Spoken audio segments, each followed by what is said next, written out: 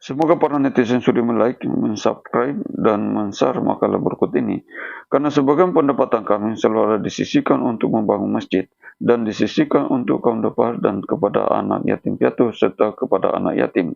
Kemudian kepada para netizen diharap dapat menyimak tuntas makalah ini supaya tidak gagal paham, terutama kepada para politisi pemula yang baru terjun ke dunia politik agar dapat mempertimbangkan makalah ini sebagai bahagian dari bahan referensi untuk membuat program yang diharapkan masyarakat.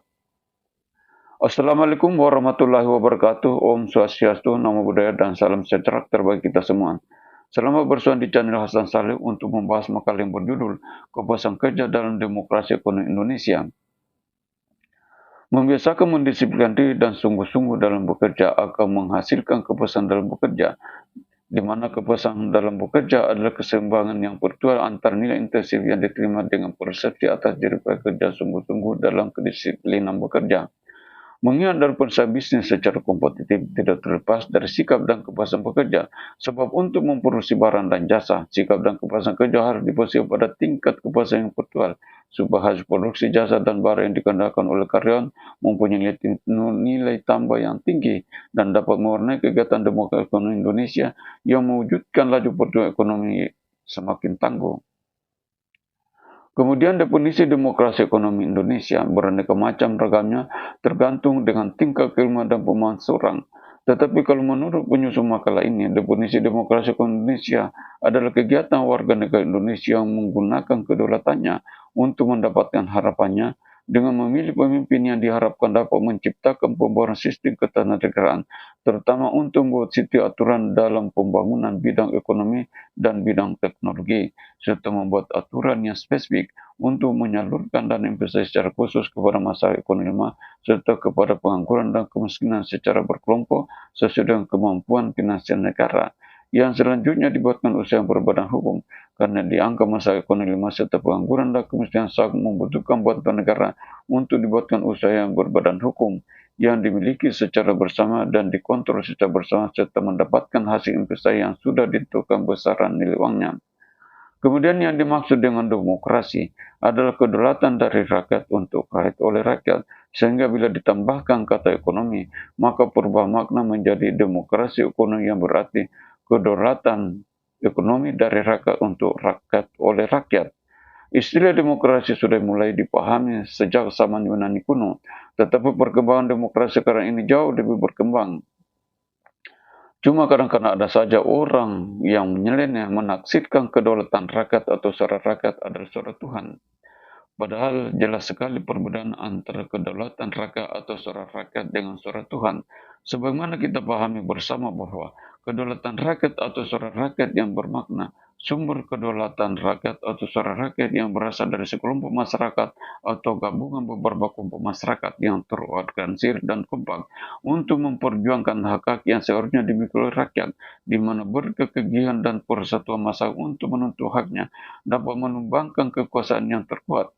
Bahkan kekuasaan raja terkuat sekalipun dapat ditumbangkan sehingga banyak para politik memberikan pernyataan bahwa kedaulatan rakyat atau suara rakyat adalah suara Tuhan. Padahal seharusnya harus dibedakan pengertian kedua kalimat tersebut supaya tidak menimbulkan pengertian di masyarakat dan tidak memunculkan kesalahpahaman makna kalimat. Sementara makna dari suara Tuhan adalah seruan Tuhan yang Maha Esa kepada hambanya dan kepada segala makhluknya, yang sangat tidak pantas suara Tuhan dipersamakan dengan hal-hal yang lain. Ketika kecerdasan digunakan untuk mendayagunakan kedaulatan rakyat dalam memilih dan menentukan dengan tepat anggota DPR, MPR, dan Presiden sebagai wakil perwujudan dari kedaulatan rakyat, maka kecil kemungkinan penyelewengan kedaulatan rakyat yang dimandatkan kepada mereka yang terpilih dan mereka berusaha akan mewujudkan segala macam harapan yang dinantikan untuk diperjuangkan sebagai balas jasa dan sebagai pertanggungjawaban atas kepercayaan diberikan kepada mereka yang telah terpilih.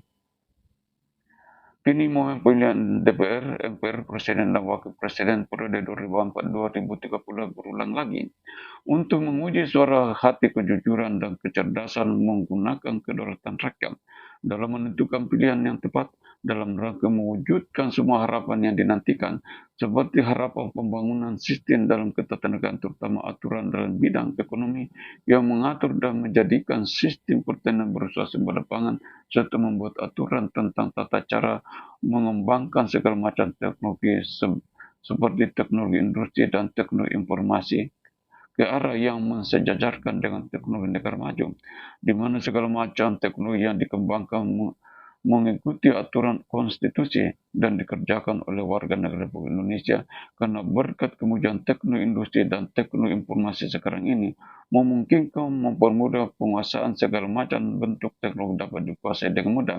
Apalagi sekarang ini pemerintah bahkan dari masyarakat banyak mengembangkan pendidikan tentang beraneka macam teknologi melalui pendidikan formal maupun pendidikan non formal yang sekarang ini banyak bermunculan di kota dan di desa. Cuma jumlah penduduk bangsa Indonesia sekarang ini tidak seimbang dengan lapangan pekerjaan dan daya tampung pendidikan formal serta daya tampung pendidikan non formal, di mana akibat pertumbuhan penduduk yang begitu pesat dan hampir tidak bisa terkendali yang menyebabkan daya tampung organisasi industri tidak mampu menampung semua orang bekerja, yang berimbas kepada ledakan pengangguran dan kemiskinan di mana-mana di pelosok negeri tercinta. Sementara peluang usaha kecil dan usaha besar hampir semua habis diburu masyarakat, sehingga dirasa sangat penting kehadiran seorang pemimpin yang sanggup mengkoordinir semua orang untuk mendapatkan penghasilan yang nyata setiap bulan sebesar 4 juta rupiah. Dalam rangka membantu masyarakat ekonomi lemah serta pengangguran dan kemiskinan untuk mendapatkan kepastian penghasilan yang nyata setiap bulan sebesar 4 juta rupiah dan dibuatkan usaha yang berbadan hukum sebagaimana yang dimaksud nulis, maka sumber dana investasi yang diharapkan sangat potensial digunakan adalah dari berbagai macam zakat dan wakaf. Bila saja semua pengurus sepakat menggunakan dana zakat dan wakaf tersebut dengan alasan yang sangat mendasar bahwa uang hasil investasi sebesar 4 juta rupiah setiap bulan yang diterima setiap orang lebih banyak memenuhi kebutuhan rumah tangga daripada jatah zakat yang diterima hanya cukup 1 minggu saja dimakan. Lalu penjelasan mengenai hasil investasi sebesar 4 juta rupiah yang dimaksud tersebut akan dijelaskan lebih mendetail pada sesi berikut ini. Kemudian sumber informasi tentang potensi zakat dan wakaf berasal dari Kementerian Agama yang menyampaikan bahwa potensi penerimaan zakat dan wakaf setiap tahun di Indonesia berkisar 327 triliun. Kemudian lebih lanjut lagi pernyataan dari Direktur Pemberdayaan Zakat dan Wakaf Bapak Waryono Abdul Ghafur mengatakan bahwa potensi zakat di Indonesia masih sangat mungkin ditingkatkan. Data bersumber dari Kementerian Agama Republik Indonesia dan dari Direktorat Jenderal Penerimaan Zakat dan Wakaf di Sawa di Indonesia, Jakarta, Rabu 23 Agustus 2023 Masehi. Oleh karena itu, jika saja benar-benar semua pengurus zakat dan wakaf di seluruh wilayah Indonesia di bawah koordinir Direktur Jenderal Pemberdayaan Zakat dan Wakaf di Sawa bersedia dan sepakat menggunakan zakat dan wakaf sebagai dana investasi untuk menanggulangi dan memberdayakan masyarakat ekonomi lemah serta menanggulangi pengangguran dan kemiskinan dengan menggunakan skala prioritas yang direkomendasikan sistem perhitungan dalam demokrasi ekonomi Indonesia, maka dapat dipastikan semua masyarakat ekonomi lemah serta semua pengangguran dan kemiskinan akan menghasilkan 4 juta rupiah per bulan setiap per individu, sekaligus menggugurkan hak absolutnya untuk menerima segala macam bentuk zakat dan sedekah karena sudah mendapatkan dana investasi sebesar 4 juta rupiah setiap bulan. Dengan menggunakan skala sistem prioritas, yaitu mendahulukan orang-orang yang pas dialukan mendapatkan bantuan terlebih dahulu. Sebagaimana telah kita ketahui bersama dan sudah diatur dalam ketentuan agama Islam tentang orang yang berhak mendapatkan zakat dan wakaf, tetapi tidak tertutup kemungkinan bagi orang yang tidak berhak mendapatkan zakat dan sedekah untuk mendapatkan hasil investasi sebesar 4 juta rupiah setiap bulan dengan syarat dan ketentuan semua orang yang berhak mendapatkan zakat dan sedekah, semuanya sudah mendapatkan hasil investasi 4 juta rupiah setiap bulan. Baru lagi Rio mendapatkan hasil investasi sebesar 4 juta rupiah setiap bulan dan menjadi penambah pendapatan bagi yang sudah bekerja dimanapun melakukan pekerjaan bagi yang berminat, sekaligus menggugurkan haknya menerima segala macam bentuk zakat dan sedekah karena sudah mendapatkan uang hasil investasi sebesar 4 juta rupiah setiap bulan. Kemudian perlu digarisbawahi bahwa yang dimaksud dengan pendapatan hasil investasi besar 4 juta rupiah setiap bulan yang didapatkan orang yang memenuhi syarat ketentuan adalah hasil perputaran dari dana investasi sebesar 30 juta rupiah dalam suatu badan usaha yang berbadan hukum yang menghasilkan uang sebesar 4 juta rupiah setiap bulan, sebagaimana yang dimaksud penulis, yang diperuntukkan bagi setiap per individu. Jadi bukanlah perhitungan pembagian wakaf dan zakat kepada orang yang berhak seperti yang dipahami bersama, melainkan hasil investasi sebesar 4 juta rupiah dari dana investasi sebesar 30 juta rupiah yang bersumber dari dana kesepakatan pinjaman jangka panjang dari Direktur Jenderal Zakat dan Wakaf di Sawa, di mana hasil investasi sebagaimana penambahan sebagai penambah penghasilan, di mana hasil investasi sebagai penambah penghasilan bagi setiap individu yang memenuhi syarat ketentuan dan suatu penghasilan yang dapat menghilangkan secara permanen pembagian zakat, infak, dan serta sedekah sebagai penerima yang seharusnya berhak menerima pembagian tersebut karena telah menerima pembayaran hasil investasi RP sebanyak 4 juta rupiah setiap bulan. Adapun skema pengkalkulasian dana investasi yang dimaksud di atas, sehingga menghasilkan nilai investasi sebesar 4 juta rupiah bagi setiap orang berikut adalah sebagai berikut. Dana investasi yang tersedia 300 triliun dibagi dengan jumlah 10 orang, maka akan menghasilkan dana investasi sebesar 30 juta rupiah untuk setiap per individu yang selanjutnya dikembangkan dalam bentuk usaha yang berbadan hukum yang menghasilkan uang sebesar 4 juta rupiah per bulan bagi setiap per individu, sehingga dengan perjalanan waktu selama 30 tahun dikali lagi dengan 10 juta orang, maka orang yang berhak menerima pembagian hasil investasi sebesar 4 juta rupiah setiap bulan adalah sebanyak 300 juta orang, sekaligus menggugurkan haknya menerima zakat, infak, serta sedekah, sebab telah mendapatkan pembayaran hasil investasi sebesar 4 juta rupiah setiap bulan. Lalu yang perlu disimak dan diterenungkan adalah kebutuhan anak manusia tidak terbatas adanya. Oleh karena itu perlunya aturan yang dapat diterima semua pihak, supaya anggaran yang mendesak atau anggaran yang diutamakan dapat terpenuhi dan harus didahulukan, maka harus mengikuti skema yang sudah ditentukan dalam rumusan demokrasi ekonomi Indonesia, seperti membagi 4 bagian hasil investasi besar 4 juta rupiah berdasarkan kebutuhan utama atau kebutuhan mendesak sebagai berikut. 1. Uang jaminan hidup 1.100.000 rupiah setiap bulan. Uang kesehatan 200.000 setiap bulan. 3. Uang pendidikan 1.700.000 setiap bulan. 4. Uang perumahan sebesar 1 juta setiap bulan. Uang pembayaran hasil investasi yang diterima setiap per individu sebesar 4 juta rupiah per bulan sebagaimana yang dimaksud di atas.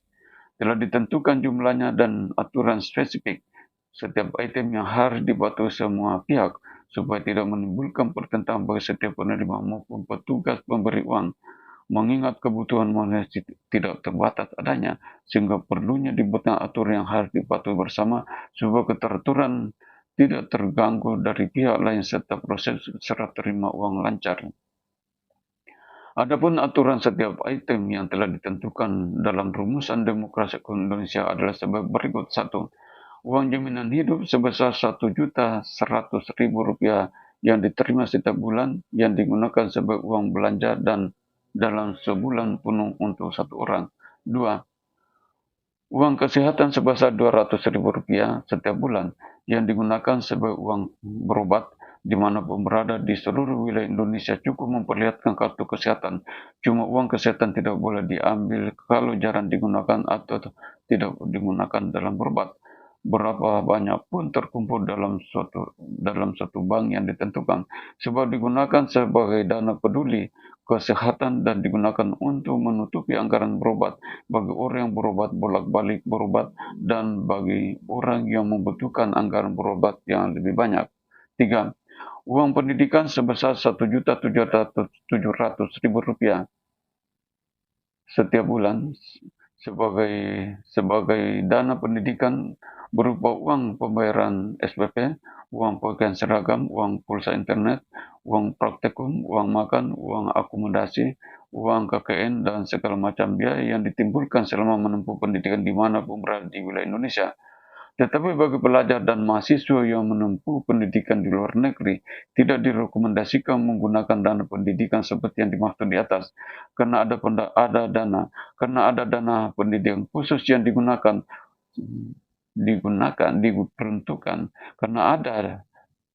karena ada dana khusus yang diperuntukkan bagi pelajar dan mahasiswa yang belajar di luar negeri yang ditentukan di kemudian hari. Kemudian dana pendidikan dimaksud di atas tidak boleh diambil atau dicairkan bagi orang yang tidak memiliki anak yang bersekolah dan tidak memiliki anak yang menempuh pendidikan di perguruan tinggi. Karena dana tersebut secara otomatis langsung berubah menjadi dana peduli pendidikan anak bangsa Indonesia. Jadi apabila para peserta mendapatkan hasil investasi tidak memiliki anak kandung yang bersekolah dan tidak memiliki anak mahasiswa yang pula, maka uang pendidikan tidak boleh diambil karena dana pendidikan dimaksud akan dijadikan sebagai penambah biaya pendidikan bagi anak pelajar dan mahasiswa yang harus membayar biaya pendidikan yang lebih mahal, seperti biaya pendidikan kedokteran dan jurusan lain yang masih membutuhkan biaya dari dana peduli pendidikan anak bangsa Indonesia. 4. Uang perumahan yang layak sebesar Rp1.000.000 setiap bulan, di mana apabila sudah terdaftar sebagai peserta yang memenuhi syarat ketentuan dan telah berhak mendapatkan hasil investasi setiap bulan sebesar Rp4.000.000, maka pihak developer yang ditunjuk akan menghubungi para peserta yang telah memenuhi syarat mendapatkan perumahan, lalu didata dan didaftar untuk mendapatkan perumahan yang standar tipe 36. Kemudian pada tahun kelipatan yang ke-21 tahun atau hari ulang tahun yang ke-21 tahun yang dihitung dari hari pertama menjadi peserta yang memenuhi syarat mendapatkan hasil investasi sebesar Rp4.000.000 setiap bulan, maka pihak bank yang ditentukan akan memberikan informasi bahwa dana simpanan sudah berjalan 1 tahun dan hanya boleh diambil setelah 10 tahun tersimpan dalam bank yang ditunjuk. Sebagaimana telah ditetapkan bahwa simpanan hanya boleh diambil apabila angsuran perumahan sudah lunas selama 20 tahun. Setelah itu barulah uang perumahan boleh diambil dengan syarat harus setiap kali kelipatan 10 tahun baru boleh diambil. Jadi setiap kali kelipatan 10 tahun masa penyimpanan di bank yang ditunjuk, barulah uang perumahan boleh diambil atau dicairkan. Setelah pencairan uang perumahan 3 kali dalam 30 tahun atau pencairan hanya 1 kali dalam 30 tahun, maka pihak bank yang ditunjuk akan memberitahukan kepada semua peserta yang terdaftar bahwa penerimaan uang perumahan hasil investasi yang sudah mencapai 50 tahun masa kepesertaan harus mengikuti aturan sebagai berikut. Apabila kepesertaan sudah mencapai masa 50 tahun atau sudah berulang tahun ke 50 tahun, masa kepesertaan yang dihitung mulai dari awal kepesertaan yang memenuhi syarat dan telah mendapatkan investasi sebesar Rp4.000.000 setiap bulan, maka uang perumahan seperti yang telah diterangkan di atas akan mulai dipotong lagi oleh bank yang ditunjuk selama 25 tahun sebagai biaya perbaikan rumah dan sebagai renovasi rumah atau pembangunan ulang rumah karena kondisi rumah sudah perlu diadakan perbaikan. Setelah masa pemotongan dari pihak bank yang ditugaskan selama 25 tahun berakhir, maka jatah uang perumahan setiap bulan akan dikembalikan lagi kepada yang bersangkutan dan tetap mengikuti aturan seperti dari awal bahwa uang perumahan hanya boleh diambil setiap 10 tahun masa penyimpanan di bank yang ditentukan baru uang perumahan boleh diambil. Jadi kalau para peserta menerima hasil investasi sebesar 4 juta rupiah yang ingin menunjukkan dan mau memperlihatkan kebolehannya dalam menggerakkan modal usaha, maka dipersilakan meminjam uang usaha di bank konvensional dan di bank syariah yang menjamur di pelosok negeri, sebab uang perumahan hanya boleh diambil setelah 10 tahun masa penyimpanan di bank yang ditunjuk atau bank yang sudah ditentukan sebagaimana telah dijelaskan di atas. Ketika keputusan ingin berbuat baik untuk kepentingan bersama, seperti kepentingan sesama anak bangsa untuk mendapatkan uang jaminan hidup, untuk mendapatkan uang kesehatan, untuk mendapatkan uang pendidikan, dan untuk mendapatkan uang perumahan yang disertai segala macam aturan yang ditimbulkan dalam dan selama tidak merugikan orang, maka orang lain akan turut mendukung atas keputusan tersebut sebagai suatu kepedulian kepada sesama anak bangsa, apalagi dengan tambahan aturan yang dapat memperkokoh dan menambah ketinggian nilai keputusan yang memungkinkan orang akan tergugah untuk mengikuti segala macam aturan yang ditentukan seperti sebagai berikut. 1. Mengikuti aturan yang mengharuskan mentaati semua aturan yang sudah ditetapkan, sebab dana investasi seperti yang tersebut di atas tidak selamanya menghasilkan profit sesuai yang diharapkan, sehingga pihak yang menggerakkan dana investasi tersebut harus mengganti rugi semua kerugian yang ditimbulkan atas proses perputaran dana investasi para pemilik dana investasi. 2. Mengikuti aturan bahwa hasil investasi sebesar 4 juta rupiah setiap bulan yang dinyatakan diterima setiap orang hanya uang jaminan hidup sebesar 1.100.000 rupiah yang boleh diambil dan dibelanjakan. Sebab untuk mengantisipasi jangan sampai uang yang diprioritaskan khusus dibelanjakan, seperti uang khusus untuk biaya pendidikan, uang khusus untuk biaya berobat, uang khusus untuk biaya angsuran perumahan sebagaimana telah semuanya diterangkan di atas. Jadi uang khusus seperti yang dimaksud di atas tidak boleh dibelanjakan di luar ketentuan yang sudah ditetapkan seperti yang sudah dijelaskan di atas, dan harus tetap berada pada bank yang ditentukan. 3.